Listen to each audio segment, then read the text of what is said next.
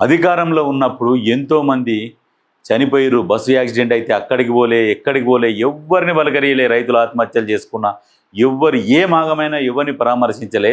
కారంగానే దానికోసం farm house నుంచి హుటాహుటిన హాస్పిటల్ కురికిండు. మరి తెలంగాణ ప్రజలు 4 కోట్ల తెలంగాణ ప్రజల తెలంగాణ కోసము మరి ఈ ప్రజల గురించి నువ్వు అసెంబ్లీకి రావచ్చు కదా, ఏం జరుగుతున్నది తెలంగాణలో అనేది నువ్వు రావచ్చు కదా. ఎందుకు జీతం తీసుకుంటున్నావు? మరి తెలంగాణ ప్రజల సొమ్ము పుణ్యానికి ఎందుకు తింటున్నావు? 10 సంవత్సరాల కాలంలో పరిపాలించి కూడా మొత్తం దోసుక తిన్నారు. మళ్ళీ ఇప్పుడు కూడా అసెంబ్లీకి రాకుండా జీతం తీసుకుంటున్నావు చూడు, అది నీ విజ్ఞతకే వదిలేయాలి. తెలంగాణ గాంధీ అనే రకరకాల పేర్లు మీ వాళ్ళతోని భజన చేపించి పిలిపించుకున్నావు కదా, కనీసం ఆ ఇంగిత జ్ఞానం కూడా లేదు నీకు. నేను పని చేయనప్పుడు నేను జీతం ఎందుకు తీసుకోవాలి? ఆ జీతాన్ని నేను వదిలేస్తున్నాను, స్వచ్ఛందంగా రాయాలి.